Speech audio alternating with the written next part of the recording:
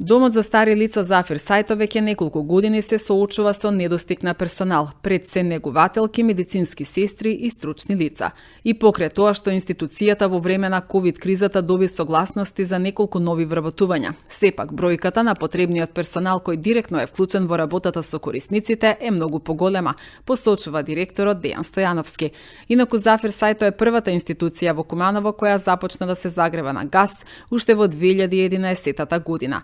Природниот гас нуди ефтино и еколошко грејење, а јавното претпријатие Куманово газ континуирано вложува во инфраструктурата за негово дистрибуирање до установите, компаниите, стамбените објекти, домовите. Прашањето за вработување е едно, така да кажем, горливо прашање и не само за нашата институција. Да, јавноста треба да знае дека тоа практично е системски проблем кој што го имаат слични институции на нашата, меѓутоа, како наш проблем, не се на некој начин провлекува повеќе од 6-7 години, каде што практично, иако добивме некој мал број на согласности, значи пред ковид периодот и после ковид периодот, ние ги реализиравме како такви, меѓутоа сето тоа не беше доволно, затоа што во меѓувреме имавме и колеги кои што заминуваа во пензија или своеволно ја напуштаа институцијата, така да постојано сме под тој некој праг и норматив кој што едноставно треба да го имаме според бројка на вработени, а во однос на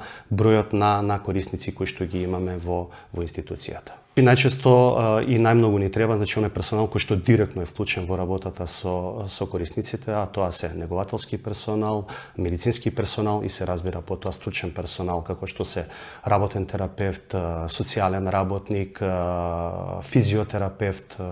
Никогаш, да кажеме, таков кадар не е вишок во еден ваков тип на институција и со вакви габарити. Грејењето на газ, како што знае јавноста, е едно од подобрите или најдобрите грејења кои што може да си ги приушти не само една институција, туку и домаќинство. Ние сме првата институција во градот која што е приклучена на газ уште од 2011 година. Практично од тогаш домот се затоплува на газ и негде затоплуваме околу 3300 квадрати. Топло во институцијата, пријатно е.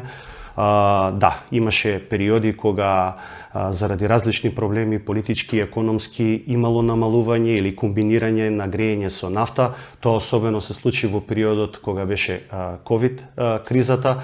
Тогаш бевме во ситуација да комбинираме, значи со грејење со нафта и грејење со газ. Сега сме целосно на грејење со газ и задоволни сме.